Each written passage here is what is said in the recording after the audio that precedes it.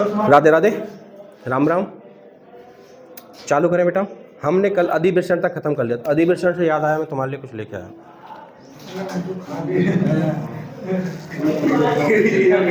देखो बेटा, जो मैं कल आप पे बता रहा हूं बेटा, पाठ का पाठ जिनको बोलते हैं, कक्ष जिनको बोलते हैं, प्रत्येक कक्ष में बेटा बहुत सारी सेल्स नलिका लगी पड़ी है। इनको क्या कहेंगे? शुक्रजन नलिका। शुक्रजन नलिका बेटा जाल जैसी संरचना बनाएंगी, इसको जालक कह देंगे। जालक जाकर के बेटा हर एक शुक्र वाहिका बनाएगा, जिसको बासा एफेंसिया कहते हैं, और वो बेटा इसके ऊपर पूरे में घूमेगा और ग्रंथि जैसी कुंडली संरचना बनाएगा। इसको अधिवृषण कहते हैं। अधिवृषण को अगर खोला जाए तो एग्जैक्ट लंबाई 7 मीटर होती है, लेकिन बेटा वो नली वहीं के वहीं रहेंगी और संयोजी ऊतक से जुड़ी हुई होंगी, तो ग्रंथन लगती है हमें। क्लियर हुआ? तो वो हो गया बेटा। कितने में आ जाती है? लगभग 5 सेमी के करीब में आ जाती है वो 7 मीटर। उसके बाद बेटा उसके नीचे वाले हिस्से से निकलेगी एक नली, जिसको हम कहेंगे क्या?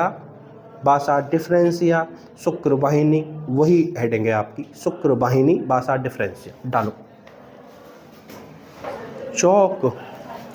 उत्तर यार, रोक लियो यार, मिल गई मिट्टी। शुक्र वाहिनी। ना ना ना ना ना है बेटा।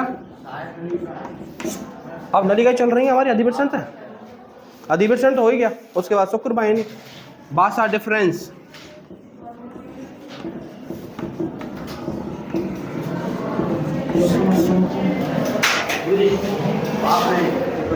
क्या बेटा बोल?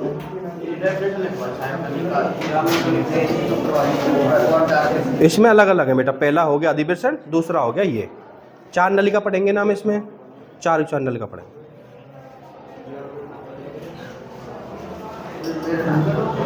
ना समझ में आई?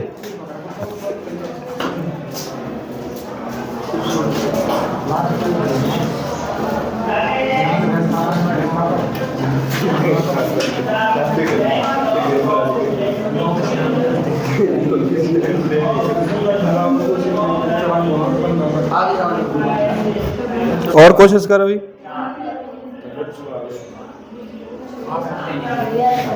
बताऊं? देख बेटा, हमने 4 भागन में बांटो नर जनन तंत्र। ला लियो, सुन लो बेटा। सबसे पहला कौन सा था बेटा? प्राथमिक अंग था, उसमें हमने वृषण पढ़ लिया। उसके बाद थी बेटा सहायक नलिकाएं, जिसमें बेटा हमने अधिवृषण से शुरू किया था और स्खलन नलिका तक पढ़े थे। स्खलन नलिका यूरेथ्रा तक पढ़े थे। तो उसमें सबसे पहले अधिवृषण हमारा खत्म। दूसरी है बेटा हमारी शुक्र वाहिनी। जब ये खत्म हो जाएंगे उसके बाद हम ग्रंथि पढ़ेंगे। ग्रंथि के बाद बाह्य जनन खत्म। एक रिक्वेस्ट और थी आप लोगों से, हम एक तो ये कि नर जनन तंत्र पढ़ लिया, फिर मादा जनन तंत्र पढ़ें, फिर युग्मक जनन, दोनों का अलग अलग देखें। मैं चाहता हूँ कि जैसे नर जनन तंत्र खत्म होते ही मेल्स का गैमेटोजेनेसिस यानी कि शुक्राणु का निर्माण एग्जैक्ट टाइम पे खत्म कर लें, क्योंकि आपके दिमाग में सारी स्ट्रक्चर रहेगी उसी टाइम पे खत्म। फिर मादा जनन तंत्र पढ़ेंगे, मादा का युग्मक जनन कर लेंगे। फिर तो भाई संलयन, संलयन के बाद भ्रूण परिवर्तन, प्रसव, प्रसव के बाद दुग्ध। बस इतना ही काम रह जाएगा। लिखो बेटा जल्दी से ना। शुक्र वाहिनी बासा डिफरेंस। अधिवृषण के है बेटा। हाँ हाँ जी, युग्मक तो मेरा बेटा जब बनवा दूंगा, बट प्रॉब्लम ये है, मैं सोच रहा हूँ कि अभी तुम्हारा स्ट्रक्चर तुम्हारे माइंड में पूरी एग्जैक्ट तुम्हें सब के सब सटपट है तो चले जाओ तुम्हारा खेल, क्योंकि युग्मक जननी है हमारा टॉपिक तो फर्स्ट। युग्मक जनन में ही हम ये पढ़ रहे हैं ये सब चीज़, क्योंकि मादा जब नर और मादा का शरीर तैयार हो जाएगा जनन के लिए, तभी तो बेटा बनेंगे उसमें युग्मक, तो एग्जैक्ट उसी में आ जाएगा सारा। बस तुम कहेंगे जैसे कर रहा हूँ। लिखो बेटा है भैया, शुक्र वाहिनी बासा डिफरेंस हेडिंग डाल दे। दूसरी है बेटा, ही पहला अधिवृषण है को ना, तो अपने इसमें आप हाँ बेटा यही तो ऐसा है, तो या छोड़ना या ऐसा करना है, या अधिवृषण अवृषण के हिस्सा मान लो या फर्स्ट डाल लो। शुक्र वाहिनी के अंदर अब लिख लो चालू कर। अधिवृषण के निचले सिरे से, अधिवृषण के निचले सिरे से निकलने वाली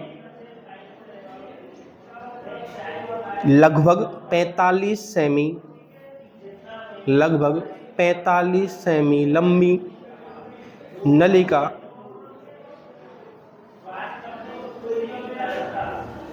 जो आरोही होती हुई उदर गुहा में जाती है, जो आरोही होती हुई उदर गुहा में जाती है।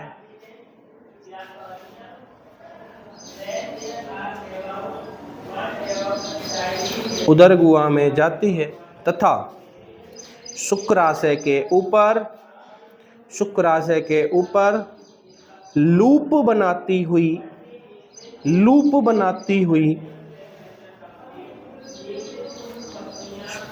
शुक्राशय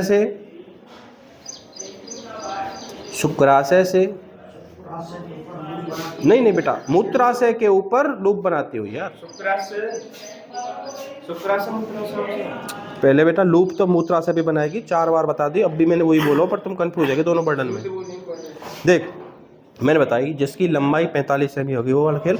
ऊपर आरोही जाती हुई मूत्राशय के ऊपर लूप बनाती है तथा, है बेटा हाँ तो आरोही होकर के जा रही है ना उदर गुहा में जाते हुए मूत्राशय के ऊपर लूप बनाती है तथा शुक्राशय में खुलती है जिससे मिलकर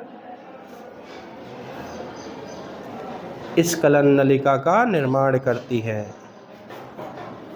स्खलन नलिका का निर्माण करती है।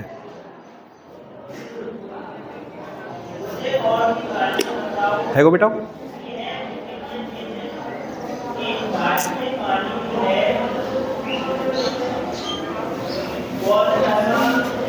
नेक्स्ट पॉइंट इन दिस, मूत्राशय के पीछे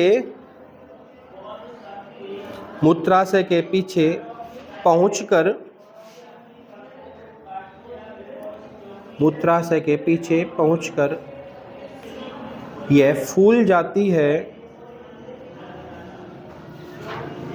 जिसे एम्पुला कहते हैं। एम्पुला AMPULLA या एम्पुला वैसे लिख दो। बोला दोबारा समझाऊं यार। देखो वृषण बन गया भाई, वृषण के ऊपर एक ग्रंथि संरचना बन गई, क्या कहते हैं इसको हम, अधिवृषण।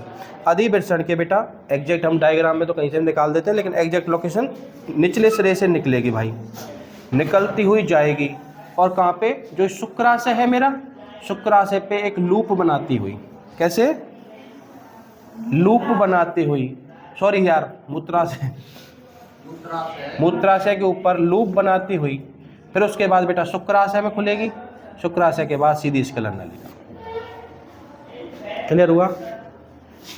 अधिवृषण के निचले सिरे से निकलेगी, आरोही जाएगी यानी कि ऊपर चढ़ेगी उदर गुहा में, उदर गुहा के बाद मूत्राशय के ऊपर लूप बनाएगी, लूप बनाते हुए जाके शुक्राशय में खुल जाएगी, शुक्राशय के साथ मिलेगी, मिलने के बाद बेटा जो इजेक्टाइल जो अगली डक्ट बनेगी मेरी, कौन सी बनेगी, स्खलन नलिका। क्लियर हो गया। नेक्स्ट हेडिंग डालो, स्खलन नलिका, इरेक्टाइल डक्ट।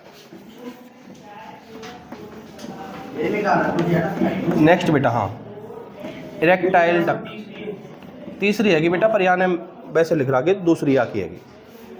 इरेक्टाइल डक्ट स्खलन नलिका,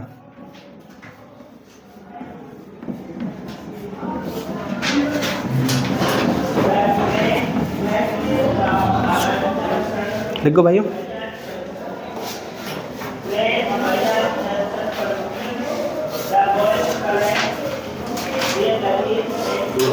लिखो बेटा, शुक्रवाहिनी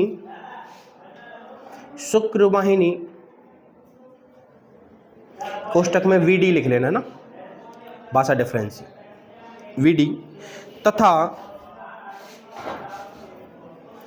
शुक्राशय सेमाइनल वेसिकल SV लिख लेना कोष्टक, तथा शुक्राशय की नलिका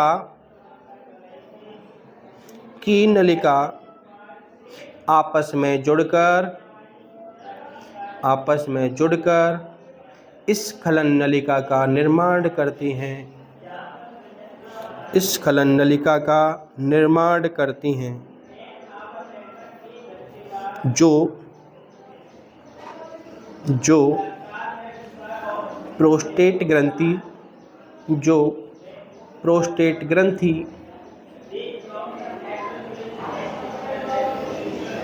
से गुजरते हुए, जो प्रोस्टेट ग्रंथि से गुजरते हुए यूरेथ्रा, यूरेथ्रा कोष्ठक में मूत्र मार्ग का बेटा, जो यूरेथ्रा मूत्र मार्ग में खुलती है। क्लियर हो गया भाइयों? इसमें ज़्यादा कुछ था नहीं। नेक्स्ट लिखो बेटा। हाँ जी, यूरेथ्रा किस नलिका है भाई, इनके बारे में हम डिस्कस कर ही चुके हैं, तो डायरेक्ट बस लिखा लिखोगे, खत्म करो।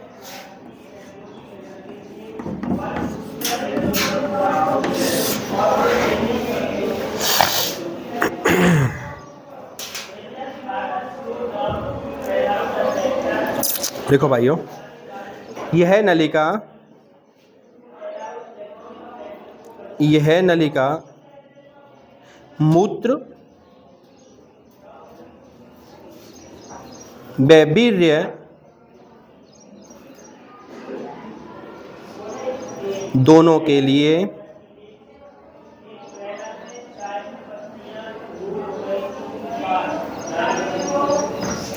सम्मिलित नलिका का कार्य करती है, कॉमन डक्ट का कार्य करती है।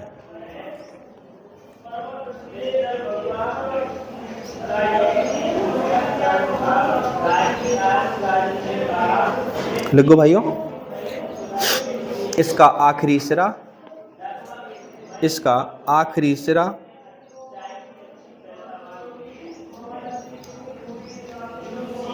शिश्न से होते हुए, हाँ जी पेनिस, शिश्न से होते हुए बाहर खुलता है भैया, बाहर खुलती है।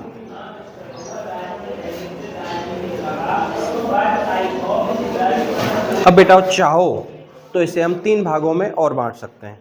यानी कि देखो, हमारी इजेक्टाइल आ गई, इजेक्टाइल के बेटा यहीं पे क्या होगी, इससे ऊपर प्रोस्टेट ग्रंथि होगी कि नहीं होगी?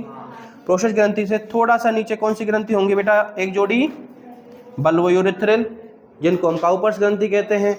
काउपर्स ग्रंथि के बाद बेटा सीधा जो ये वाला पोर्ट है ना, यानी कि प्रोस्टेट ग्रंथि के बीच में, यहाँ तक बेटा ये स्कलन नलिका थी। इसके नीचे यानी थोड़ा सा तो प्रोस्टेट ग्रंथि का भाग, और उसके बाद बल्बोयूरेथ्रल पूरी इसमें आएगी, यूरेथ्रा में आएगी। उसके बाद बेटा सीधी निकलेगी, उसके बाद पेनिस जैसी संरचना के साथ खुलती हुई बाहर निकल जाएगी। ये क्लियर? तो बेटा हम इसको 3 भागों में बांटेंगे। एक तो वो हिस्सा जो प्रोस्टेट ग्रंथि के साथ बनता है, उसको हम प्रोस्टेट यूरेथ्रल बोल देते हैं। उसके बाद काउपर्स ग्रंथि वाला, इसको मसल पार्ट भी बोल देते हैं, कई बार बल्बो यूरेथ्रल बोल देते हैं। इसके बाद बेटा पेनिस वाला पेनिस्ट्रल पार्ट बोल देते हैं। भाग बांटने की जरूरत है नहीं, एनसीईआरटी में नहीं है, बट चाहो तो 3 भागों में बांटते हैं। उसके बाद सीधा लिखो नेक्स्ट, सहायक ग्रंथियां या सहायक जनन ग्रंथियां। हाँ जी भाई,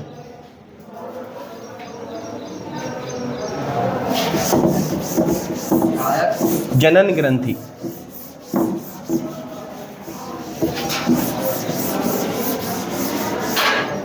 रिप्रोडक्टिव ग्लैंड्स।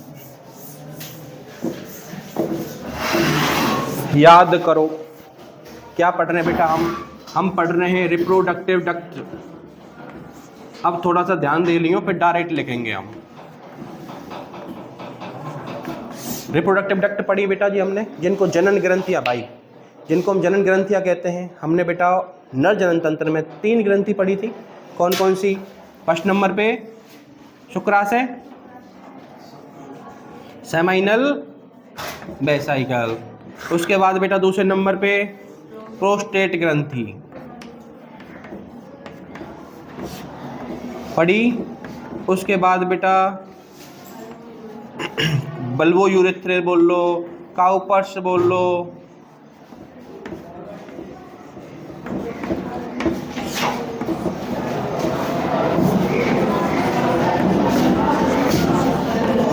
होगी भाई। अब ध्यान देना, इन तीनों से कुछ ना कुछ स्रावित होता है। क्या होता है? संख्या में बेटा जी सबसे पहले एक जोड़ी यानी कि 2, संख्या में एकल, संख्या में एक जोड़ी यानी 2। बेटा सबसे पहले तो इतना दिमाग में क्लियर हो गया कि हमारे शुक्राणु प्रॉपर बन के आ रहे हैं, मूवमेंट के लायक बन के आ रहे हैं, जो वृषण और वृषण अधिवृषण में जाके कंप्लीट हो गया। उसके बाद बेटा ये चलते चलते आए शुक्राशय के अंदर। शुक्राशय में से बेटा मैंने बताया था कुछ चीज़ें निकलती हैं। एक तो बेटा उसे एनर्जी देने के लिए उसका ईंधन के रूप में क्या बताया था, फ्रक्टोज बताया था, फ्रक्टोज बता दिया। उसके अलावा बेटा इसमें कुछ एंजाइम्स हैं, क्या हैं, प्रोस्टाग्लैंडिन्स। उसके अलावा बेटा उसे जमने से यानी कि थक्का जमने से उसका रोकने के लिए कुछ फैक्टर्स होते हैं। उसके अलावा कुछ आयंस होते हैं, कुछ एसिड्स होते हैं, सिट्रिक एसिड होता है, सिट्रेट बोलते हैं जिसको।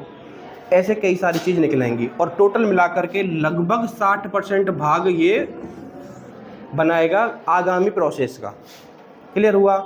इसके अलावा बेटा प्रोस्टेट ग्रंथि में से क्या क्या निकलता है, एक तो बेटा कैल्शियम आयंस निकलते हैं, फॉस्फेट आयंस निकलते हैं, साथ में थोड़ी बहुत मात्रा में सिट्रेट भी निकलता है और कुछ मात्रा में बेटा क्या निकलेंगे, 1-2 एंजाइम्स निकलेंगे। कुल मिलाकर लगभग 20 से 25% भाग ये बना देगा। इसका मैंने बताया था आपको ज़्यादातर ल्यूब्रिकेंट्स निकालता है। ल्यूब्रिकेंट्स जो स्पर्म को बेटा एक तो सुगम रास्ता प्रोवाइड करेंगे कि वो उसकी पूरी की पूरी डक्ट में कहीं अटके ना, तो उसके लिए लुब्रिकेंट। उसके अलावा बेटा जो हमारे कॉपुलेशन संभोग की प्रक्रिया होगी, इंटरकोर्स होगा, उसमें सुगम रास्ता प्रोवाइड कराता है, यानी कि वीर्य सेचन को सुगम बनाता है। इन तीनों से निकलने वाला द्रव कहलाता है मेरा भाई सीमन प्लाज्मा।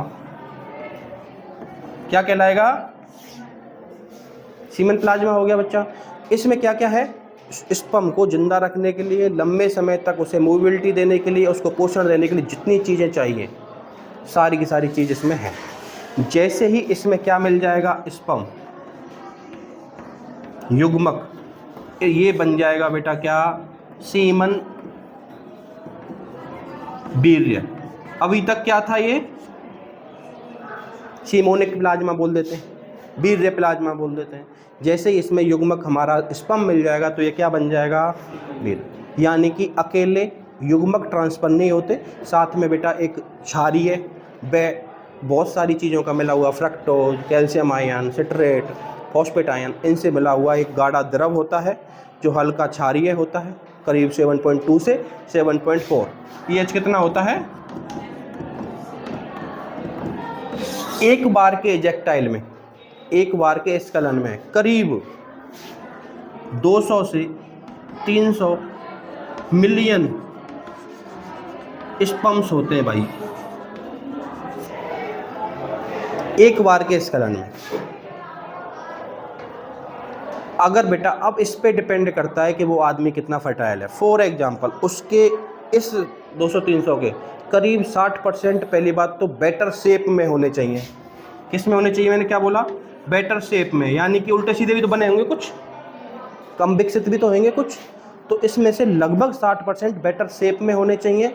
उसका भी, इनका 60% का 40% मूवेबल होने चाहिए, यानी कि गतिशील होने चाहिए, प्रॉपर, उनमें प्रॉपर गति होनी चाहिए, तब जाके वो इंसान फर्टाइल है। अगर इससे डाउन, या तो संख्या में डाउन हुआ, या शेप में डाउन हुआ, या मूवेबिलिटी में डाउन हुआ, तो बेटा उसकी स्टेराइल डाउन हो जाए, जिसके लिए बेटा बहुत सारी प्रोसेस हैं।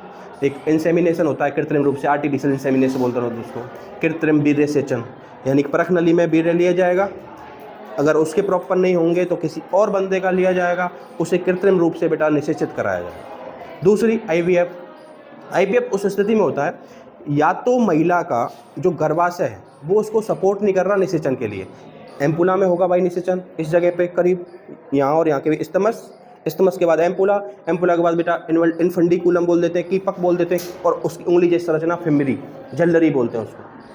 झल्लरी से बेटा उसने ओवम यहाँ लटका हुआ है जो हमारा अंडाशय है, ओवेरी जैसे ही 14वें दिन ओवुलेशन करेगा, यानी कि अंडोत्सर्ग करेगा, अंडा बन जाए कंप्लीट, अंडे को बेटा थ्रो करेगा, ये इसको कैच करेगा। एग्जैक्ट लाइन लिखी हुई है एनसीईआरटी में कि फिमरी, फैलोपियन ट्यूब की फिमरी, झल्लरी ओवम को ओव्यूलेशन के टाइम कैच करती है। कैच करने के बाद अपने अंदर लेगी बेटा और उसको एग्जैक्ट लोकेशन कहाँ बताएगी, एम्पुला। एम्पुला में वो बैठा रहेगा, अब इंतजार करेगा किसका बेटा, फर्टिलाइजेशन के लिए, अगली प्रोसेस का। उस टाइम पे अब कुछ महिलाओं में क्या हो गया, तो फैलोपियन ट्यूब संकलित हो गई, समझ गए हो, या फिर बेटा उसमें उसको प्रॉपर पोषण नहीं दे पा रहा है, या स्पर्म वहाँ तक पहुँच नहीं पा रहे हैं, या कुछ भी ऊपर नीचे हो गया तो बेटा निषेचन नहीं हो रहा। दूसरी स्थिति, उसका गर्भाशय उसको सपोर्ट नहीं कर रहा, किसके लिए, ब्लास्टोसिस्ट को अंतर्रोपित करने के लिए, इम्प्लांट करने के लिए। 2 स्थिति हो गई। तीसरी स्थिति, ओवम ही पूरी तरह से क्या नहीं है, डेवलप नहीं है, ओवम पूरी तरह से परिपक्व नहीं है। 3 स्थिति, उस स्थिति में करवाते हैं IVF। उसमें क्या होगा बेटा, अगर उसका ओवम सही सलामत है लेकिन एम्पुला सपोर्ट नहीं कर रही है या गर्भाशय सपोर्ट नहीं कर रहा, तो उसी का ओवम लिया जाएगा। फर्स्ट बात, उसी के जो मेल नर होगा, जो उसका कपल होगा, उससे लिए जाएंगे स्पर्म्स, उन दोनों का बाहर ही किया जाएगा निषेचन। निषेचन के बाद उनको ब्लास्टोसिस्ट बनने तक बाहर ही डेवलप किया जाएगा, विदलन उनका बाहर ही होगा लैब में। विदलन होने के बाद जब वो 16 से 32 कोशिका की अवस्था में आ जाएगा, उसको ट्रांसफ़र किया जाएगा। क्लियर हुआ, उसको अंतर्रोपित करा जाएगा, फिर पूरा ध्यान रखा जाएगा 14 दिन हॉस्पिटल में अच्छे से कि कहीं सपोर्ट कर रहा है नहीं कर रहा है। ये पूरी प्रोसेस समझ में आ गई। कई स्थिति में क्या होता है कि दोनों के नर व मादा का स्पर्म काउंट भी खराब, उसकी ओवम क्वालिटी भी खराब। उस स्थिति में बेटा या फिर स्पर्म सही है, ओवम खराब है, तो किसी दूसरी महिला का ओवम लिया जाएगा, स्पर्म उसी कपल के होंगे, उन दोनों को निश्चय कराया जाएगा, फिर ट्रांसप्लांट किया जाएगा अगर गर्भाशय सही है तो। अगर दोनों ही पूरी तरह सपोर्ट नहीं कर रहे, फिर बेटा एक होता है किराए की कोख, सुना है आप लोगों ने, नहीं सुना, इंडिया में अभी अलाउड भी नहीं है। उसमें क्या होता है, फॉर एग्जांपल जैसे हमारी एक्ट्रेस देखी है तुमने, अगर वो चाहे कि मैं अपने फिगर को मेंटेन करना चाहती हूँ, मैं अपना बच्चे को डिलीवरी नहीं करनी चाहती, या फिर मैं नहीं चाहती कि 9 महीने में अपने काम से दूर रहूँ, तो उस स्थिति में क्या करते हैं, उसका ओवम सही है भाई, उसका स्पर्म सही है, दोनों को लिया जाएगा, बाहर ब्लास्टोसिस्ट बनाया जाएगा, फिर कोई एक ऐसी महिला ढूंढी जाएगी जो उस पैसे के बदले 9 महीने तक उस कोख को, उस बच्चे को अपने पेट के अंदर पाल सके। ना उसका ओवम है, ना उसके पार्टनर का स्पर्म है, दोनों ही चीज़ें किसी और की हैं, बाहर निषेचन कराया गया, ब्लास्टोसिस्ट को बेटा किसी और महिला में, जो बेटा कुछ भी नैतिक स्तर पे हो सकता है कि जैसे उनका दोनों का BA बच्चा है तो माने कि चल मैं कर दूंगी तेरे, अदरवाइज बेटा पैसा 10 लाख 15 लाख 20 लाख। बहुत सारे विदेशी कपल हैं ऐसे जो इंडिया से लेते हैं किराए की कोख, वो क्या करेंगे बेटा 9 महीने तक उसको पालेंगे, जैसे जन्म हो जाएगा उसको अगर और पैसे ऑफर किए तो दुग्ध पान भी वही कराएगी 9 महीने, अदरवाइज कई लोग तो वहीं के वहीं साथ बराबर कर लेते हैं। क्लियर हो गया, ये बेटी सारी प्रोसेस हैं जो हम आगे जाके अध्ययन करेंगे नेक्स्ट चैप्टर में भी, इसमें भी सारी प्रोसेस समझ में आ गई। लेकिन जब इस चैप्टर चल रहा था तो मैंने यहीं कहीं सारी प्रोसेस आपको समझा। कोई डाउट कैसा भी किसी को, बोलो, बोले कर बुलंद आवाज में, ऐसी कोई दिक्कत नहीं। हाँ जी,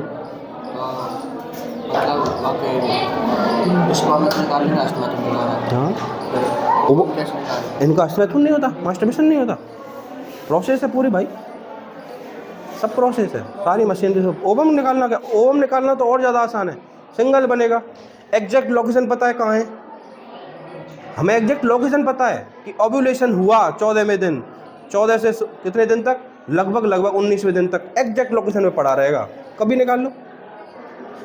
स्पर्म का तो फिर भी ये खराब आ जाए, मृत आ जाए, ओवम का तो सिंपल सा बंडा है, अगर बन रहा है अच्छी क्वालिटी का तो निकालना बहुत सबसे आसान चीज़ है।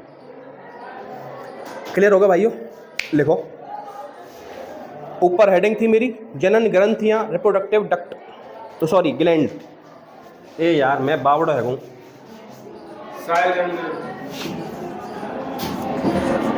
ग्लैंड, सहायक जनन ग्रंथियां, लिखो भाइयों, लिखो।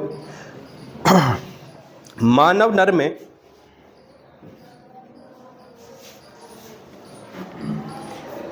तीन प्रकार की सहायक जनन ग्रंथियां पाई जाती हैं,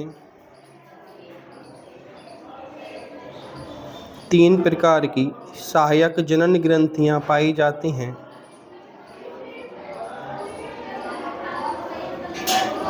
जिनके स्राव से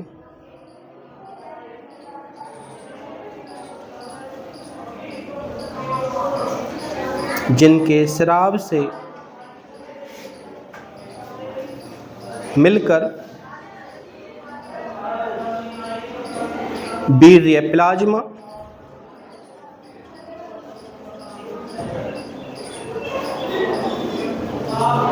अथवा सीमन प्लाज्मा, सीमोनिक प्लाज्मा, कुछ भी लिख लो, का निर्माण होता है। निर्माण होता है।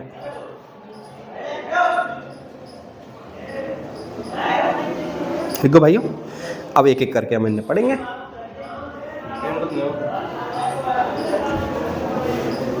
उनसठ लिख लो यार, तीन अन्य तो ना लिख पाएंगे।